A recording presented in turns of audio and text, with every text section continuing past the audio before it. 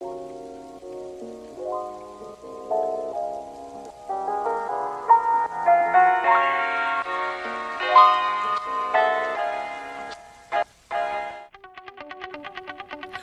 to She Says with your host, Stephanie Regalado.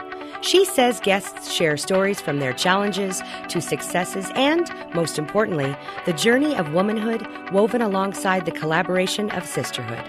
From self, love, friends and family, to hot topics, career, and world views, Stephanie and her guests discuss matters with utmost openness and honesty. So let's hear what she says. Here's Stephanie. Hello and welcome to She Says. I have my dear friend Barbara Cozza as my guest today. Thank you for being here. Well, thanks for inviting me. It's about time you can make it. That's right. How many months have I been doing this? I think since January. A lot. That's crazy. I know. It's went fast. I'm glad you could finally be here. You were going to be on, but then you had surgery. I did. On a tendon in your foot. Yep. And you are in a walking boot now. I am. Feeling like a freer woman? Freer other than I can't drive. So it makes me appreciate why my mom was so upset when we took her driver's license away from her when how old was she? Like 85 and had dementia, but she thought she could drive. So yeah, it's a different animal, but it's still, you're like, right. You're kind of stuck. You have to call people or yeah. The good thing is with Lyft and Uber anymore, we can call them, but that gets pricey too. No kidding. Oh my gosh. Yeah. Well, we have so many different ways that our lives are woven in and out. Mm-hmm. It's been like one of life's greatest gifts. Got choked up all of a sudden. Becoming closer to you over the last couple of years, in particular. Has it been like the last year where we've gotten super close? Yeah, because last summer at the lake. Oh. It was really the start. Water does it for people. It does. It's day drinking on a dock and all the secrets spilling out. Then you have to be, you're like blood sisters. Exactly. Then like, okay, we have to stick together now because we know so much. You know everything. We know everything. Yeah. And we're just off of a week at Deer Lake together with our two dear friends, Jennifer and Jacqueline. And I got spoiled because I was not even in a walking boot then. That's right. Oh my God. I couldn't even help clean. So. Oh, that's a really horrible thing to have to go through. And I still won't forget one of the most memorable moments of last week is when, and it's not funny, but you did a little scooter. Okay, so my husband doesn't know about this. Okay, so we should skip over it? No, not necessarily. I was going to go out onto the dock, and it just, when you're going downhill with a scooter, you just don't have balance. And as much control with one leg only as you might think. And it started going, so I just pushed it and fell. And everyone's freaking out because they're like, did you fall on your foot? And yes. Like, no, trust me, that's the last place that I'm going to fall. It was terrifying. And I could just hear Jennifer and Jacqueline looking at me and saying, like, what did you do? How did you allow her to do this? And so we always make it about ourselves. Jennifer's daughter, Maddie, poor thing, she was the one that was like, oh, she came over. But yeah, I was fine. It's just, You were fine, and you were just like, well, I was going to pop a wheelie off the I'm like, lawn to the grass. Yeah, it was like, I got to fall, and I'm not falling on my foot, so I'll just crash to the side. I think a good lesson, too, is that if you're in one of those non-weight-bearing scooter things for something like that, you should, the popping a wheelie aspect, if that rises up in your head. Don't do it. Just have it be one of those clues to just stop right there. Stop. No, but it's so funny when I was a nanny and we were talking about being there for children, but not catching them before they fall. I mean, there's an art in learning how to fall as a human. Yeah. And often the safest time to learn is when you're a toddler and you're not that far off the ground. And so there are some parents who would scoop in with that and their child never hits the ground because they're always right there. But it's a disservice, apparently. Right, you got to let the kids hit the ground. And I'm telling sometimes. you, your parents let you hit the ground because you knew. Well, when you're second to the youngest of 9, your parents have to let you hit the ground. They're just like, oh, you okay? Let's brush it off. Did anyone see if she got off the ground? They're like exactly. 2 blocks away. Exactly. Okay, so you are a mad woman, a businesswoman. Mm-hmm. How many business things do you have your hands in? How many pots? Well, I'm down to 3. I would say I was 4, but I stopped doing 1 because it didn't make sense. I mean, it really came to a point where it kind of ties into that another thing we had talked about that my husband and I are selling our home and downsizing. And initially when we're doing it, we're leaving. We're going to Arizona. We're out of here. Because it was 2 years ago after the bad winter, and we were like, we're done. But it's taken a long time to sell our house because it's kind of a more unique home. And so we're now more of like, okay, well, we could keep our business here and we could split time between the two. And I mean, so we're open to a lot more things, which has made it nice. But when that was happening, I kind of went toward being a sales rep as far as for eyewear in Phoenix. And it was fun. I loved it. But it was like, it finally came to the point where it didn't make sense because, like, that I am part of a multi-level marketing, direct marketing, whatever people want to call it, social marketing, whatever. It's all the same. But it was like, why am I putting all this time and effort into being a sales rep when if I put that time and effort into my business, it'll pay me back in spades? Yeah. And it's really what I want to do long term anyway, because I mean, I love doing it. I love our products.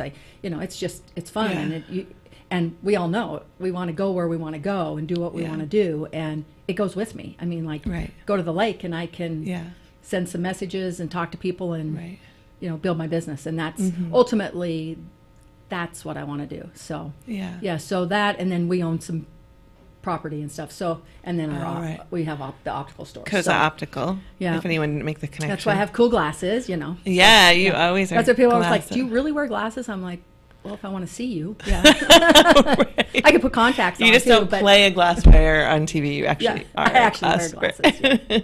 And so does Sam. Yes. How brilliant. Crazy.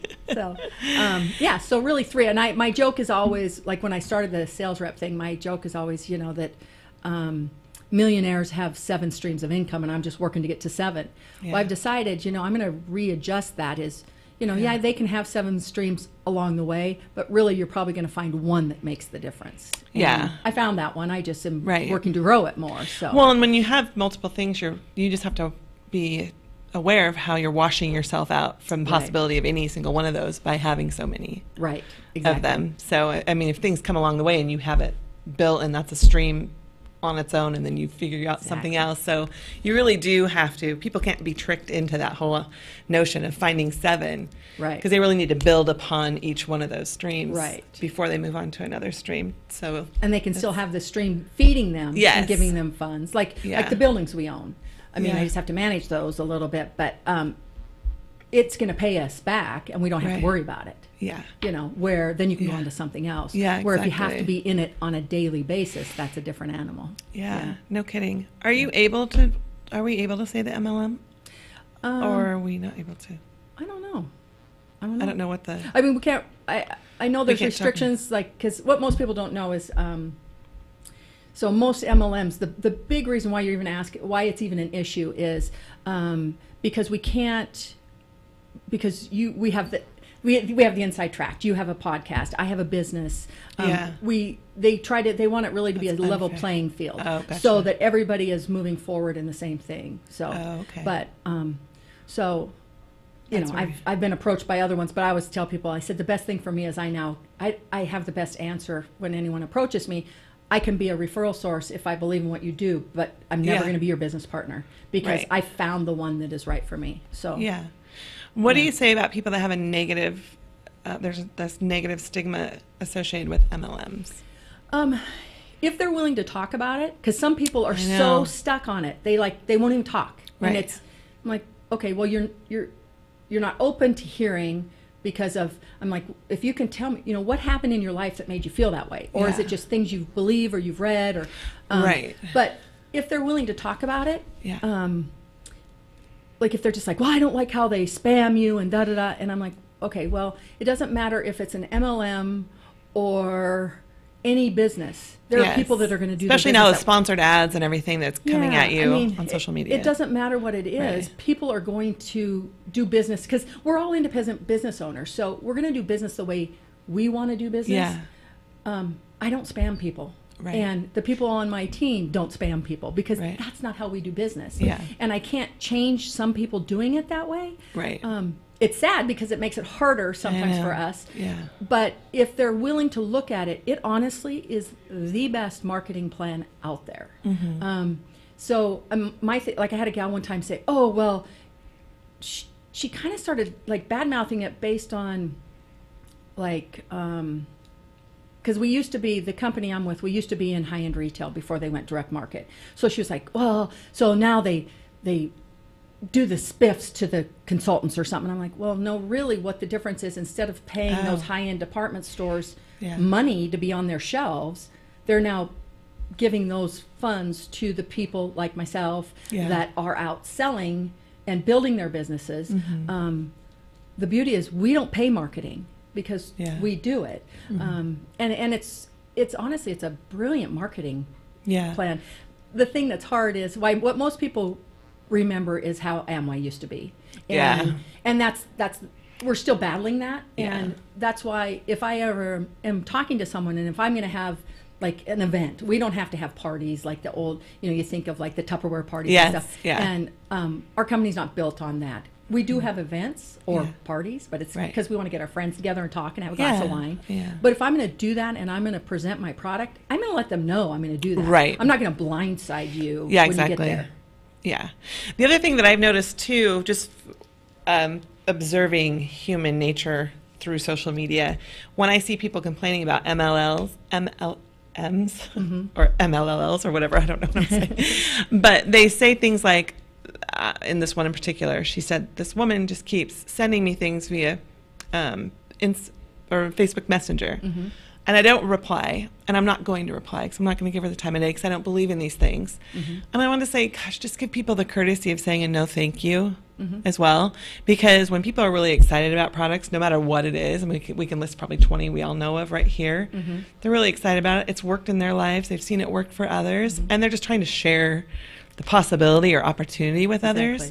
It's not as nasty as some people. I mean, maybe some people have more of there's so many different approaches, like you said, of an approach that feels a little more desperate. But it truly is about forming relationships with people and sharing things. That's how, it's all word of mouth. I mean, that's the most golden thing anyway, no matter if you're spending multi-billions of dollars on a marketing plan or not, word of mouth is really golden. So I wish people would recognize, and I've done that too, because sometimes I'll feel annoyed by certain things, but I always make sure I respond to someone who reaches out to me about anything at all. If it's something I'm not interested in, I just say, thank you for thinking of me, but I'm not, or thank you for thinking of me, and I'm not interested at this time. And if they say, well, should I follow up with you another time? And I'll say, no, thank you. And that's the thing is, if she doesn't want that person to follow up with her, she needs to tell them no. Well, right. Because that's what anyone anyone who wants to build their business, if like, and like you said, you get hit a lot because of your position and people know you.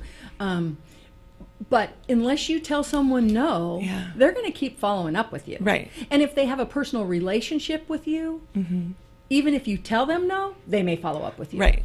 But that's where the relationship part comes in.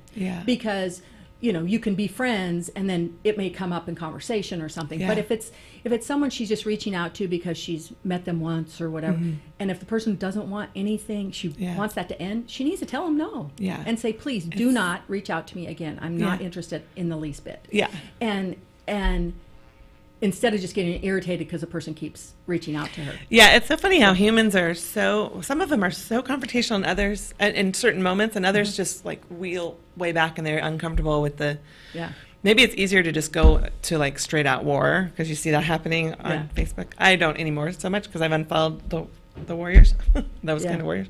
But some people just don't want to have the open, just having a healthy boundary, just saying you can be respectful to others while telling them no thank you. Because if you don't get a no, that means a maybe. That's one of the number one rules in sales of any kind of anything. And if you don't get a no, it's a maybe. It's like Dumb and Dumber when and well, how did it go? And he's like, so you think there's a chance? She said 1 in a million. And he's like, oh, so there's a chance. Saying there's a chance. Exactly. So unless you tell her no, she's gonna keep reaching out to you. Okay, well we're gonna take a quick break and we're gonna come back, and I really want to talk about, and I'm super curious, even though I know you, I don't know it all, what it's like to work with your spouse day in and day out. I'm sure there's lots of great tips that you can share with us. Also, what it's been like to not have your own, to give birth to children, because that's can be considered unique, especially the pressure of the world around you. What it's like being an amazing auntie, because you really are one of the best aunties I've ever witnessed in my life. And then girlfriends and friendship. and how important that is. We are going to take a quick break, and we will be right back. Washington and Spokane voters are famously independent, voting for the person and not the party. Voters want to know the person behind the policy. Interested in learning more about your candidates? That's why we created Meet the Candidate. Join host Sulani Madsen as she interviews 2018 election candidates for local office on the experiences that have shaped their lives. Meet the Candidate is a nonpartisan community project brought to you by our friends at Greater Spokane Incorporated, Ponderosa Republican Women's Club, We Believe We Vote, and Better Spokane. All Meet the Candidate conversations are posted on our website, SpokaneTalksMedia.com. Hi everyone, I'm weather forecaster and assignment anchor at Spokane Talks Online, Colin Pittman, and I am honored to be the host of the new program, Spokane's Youth Spotlight, brought to you by Spokane Talks Online and the Spokesman Review, where we are interviewing and getting to know outstanding youth in our community each month. If you'd like to nominate someone in our community that you think should be recognized, that is doing something great here in the region, or has an amazing story, visit SpokaneTalksOnline.com or Spokesman.com and look under Youth Spotlight to nominate. And be sure to tune in each month as we find the best in the Inland Northwest. Welcome back to She Says. I'm Stephanie Regalado, your host. Barbara Cozza, my guest, is here. We're leaping right into what it is like to work with Sam Cozza, who also happens to be your husband. Yeah. How long have you owned the business together? 22 years. Whoa, so you have some insight on what that's like? Yeah, so like I always tell people, that's the other reason why I started my other business, is because I met him, I was an outside sales rep.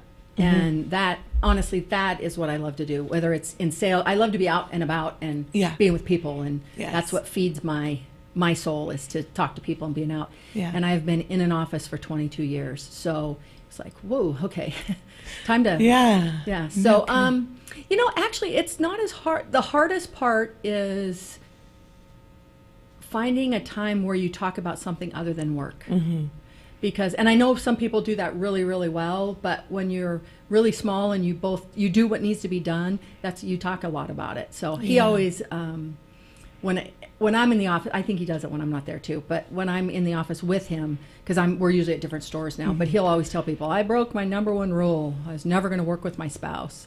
I'm like, whatever, that kind of like, you know, but, what works great is he does what he does really well, and I do what I do really well. And I try to stay out of his side of the business, because I don't know it. I mean, he knows more about that business than like he always says, I've forgotten more than most people will ever know. And it's so true. He is he's like the old school optician that people, people send us things all the time that no one else can do because he's there. So.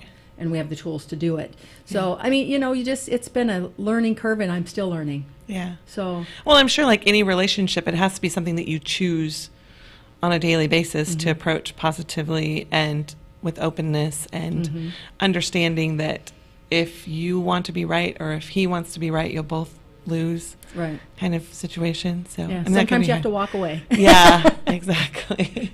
Try to keep the love in the center of it all. Exactly. And it was funny because I used to be at the downtown store all the time with him, and then we ended up going. We had a gal that moved back to Arizona, and so I went to the North store, and people were like, "Oh, that's got to be so much better because you're not with him every day." And I'm like, actually, it makes it harder because there's things that he got so used to me doing that instead of me just doing them and him being hearing, he's right there and I hear him say things and I just do it. He then has to call me and go, okay, what do I find this? And so it took a while to get back into a different, frame of reference for, hey, there's things that, this is where you guys need to go look for this instead of calling me and having me do it, So it's just. So you guys get really in sync with each other. Pretty much. I mean, you seem to be in sync in all aspects of your life. At this point, you've been together 24 years. 24 years, Start a well-oiled machine. Yeah, married 24 in December, so. Oh my gosh. Yeah.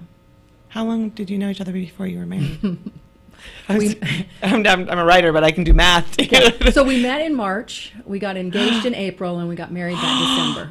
What? Yeah. Maybe I know this story, but I love those swift, like, whoosh. Leslie Lowe has a similar story. It's like they were engaged within 6 weeks or 2 months or something. We were engaged within like 30 days. And he was, because I lived in Montana at the time. I was a sales rep, and that's how I met him. And he said something about moving here. I'm like, man, I'm not moving here without a ring on my finger. Oh. So I got a ring on my finger, and I moved. That was 21 years ago. My English teacher in high school said, I don't know, we were talking about proposals and such, and someone asked her how her husband proposed to her, and she said, well, I'm kind of the one who proposed. And everyone was like gasping because she was a very mature woman, and so that would not have been the norm for her young age, because they were engaged really young, just like maybe 19, 20. And she's like, oh, I'm not sure if I can tell that story. And everyone asked her, she goes, okay, so I said to him, not until we're married. That was the proposal. It's like, okay. I guess we're putting a ring on it. 19-year-old. Good for her. I know. And they had that amazing, of course, everyone has challenges, but amazing life, and lasted all the years until. Yeah, I always love when people ask how long I've been married. If Sam's standing there, I always make him answer. Because you've heard his answer, haven't you? They say, well, now how long have you been married? And he goes, 24 years, or like, so right now it's 23. So 23 years of sheer bliss. Oh, that's right, he does. I'm like, yeah, and he's a liar. Sheer bliss. But he's believable when he says it. That little sparkle, devilish sparkle in his eye. Exactly. Yeah. What has it been like being a woman who you were not able to have your own children? Right. And what is that like, living in this world when that's an expectation of women?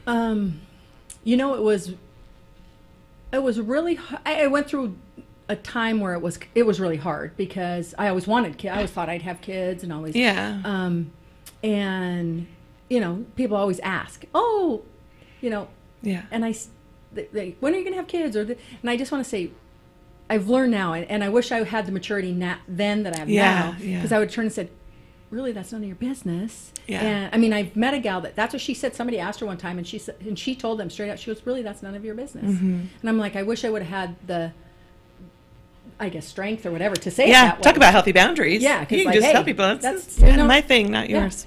You know, I just kind of embrace. You know, I look back now and I laugh, because I watch as my friends and family and my nieces and nephews, everybody grow up, and I say, you know, the good Lord knew what he was doing, because I now know why some species eat their young.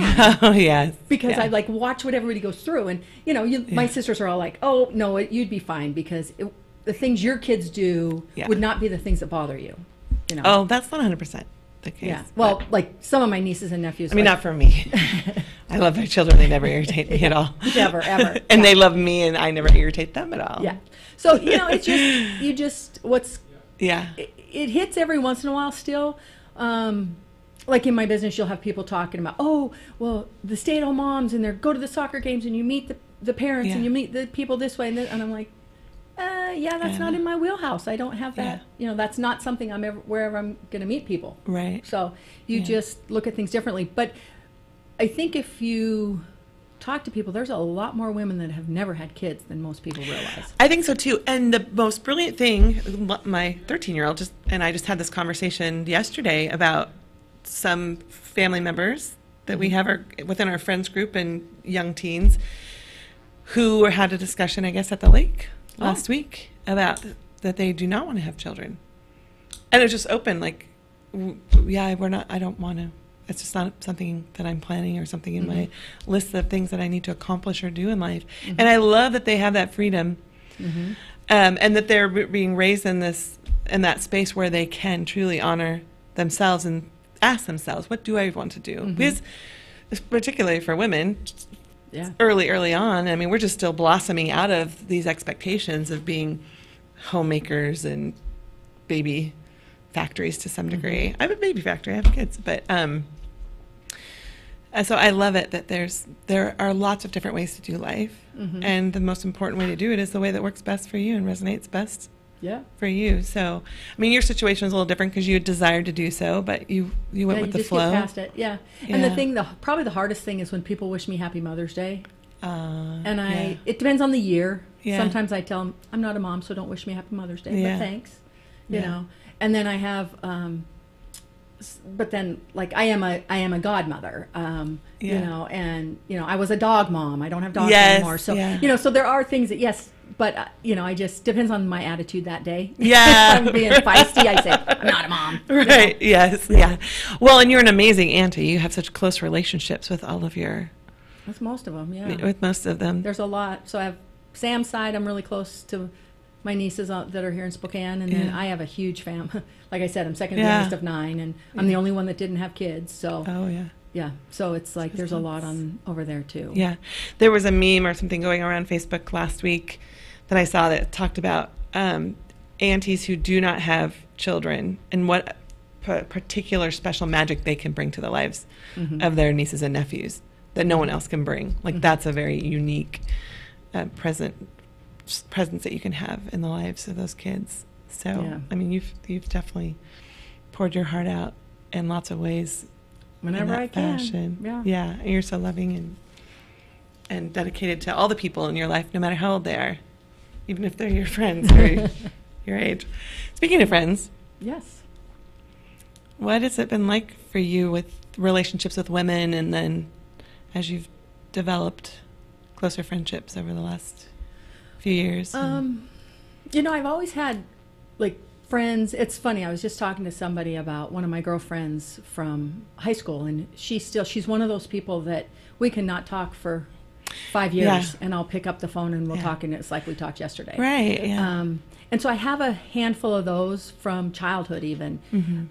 But I was always the one, I kind of got along with everybody, so I kind of had friends across the board. Yeah.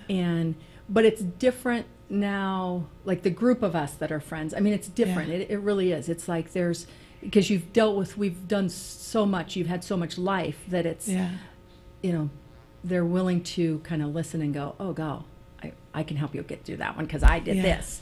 Where your friends that you grew up with, they're just a different kind of friendship. So, and I wouldn't want to lose any of them, actually. Oh, absolutely. Yeah.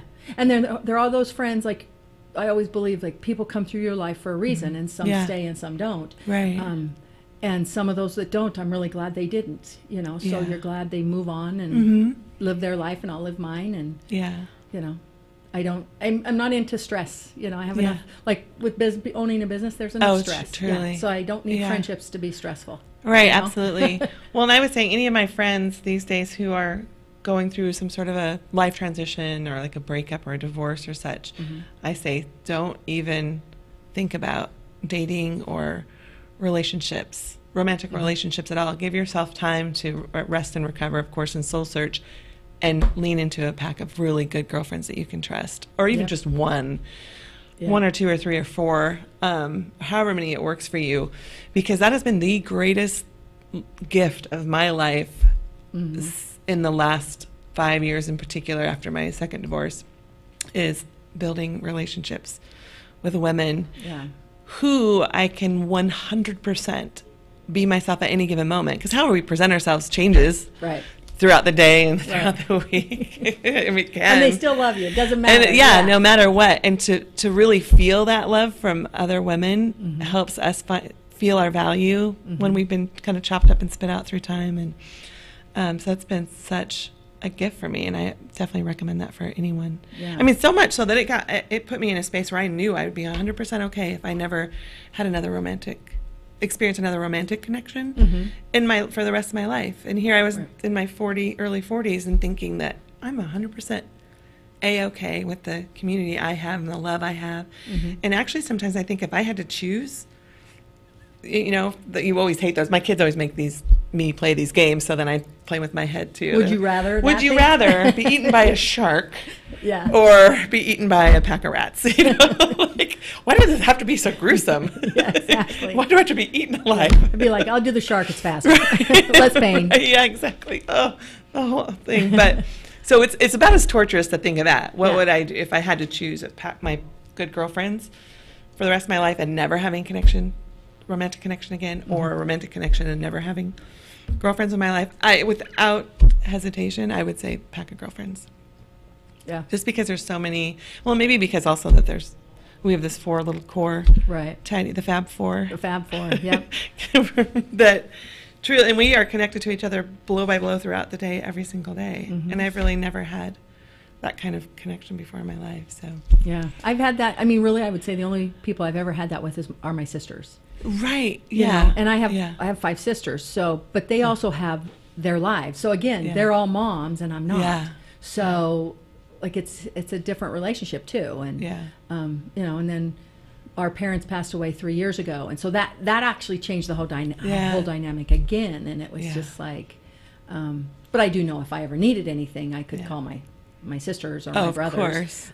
But I also know here it's like I just have to call my girlfriends because they'll come take care of me. Yeah, exactly. And it's that I need a cheeseburger. Exactly. I can't get off when the couch. When you can't get off the couch, you can't put any weight on your food, but you really want a cheeseburger. You message your friends. It's like, we're having cheeseburgers today. We're going to make it happen. Okay, we have to wrap up this little ditty. Thank you for being here and chatting. Thanks for the invite. I love it. Long overdue. I adore you. I adore the work that you do and your MLM at Cozza Optical, through your properties, everything you do. You really are a magic, wonderful human that blesses everyone around you. So thank you so much, Barbara. Thank you for joining us. She says we will be back next week unless I decide to fly the coop again. Nope, I won't. I'll be here. Thank you. She Says is produced in Spokane, Washington by SpokaneTalksOnline.com, which is solely responsible for its content.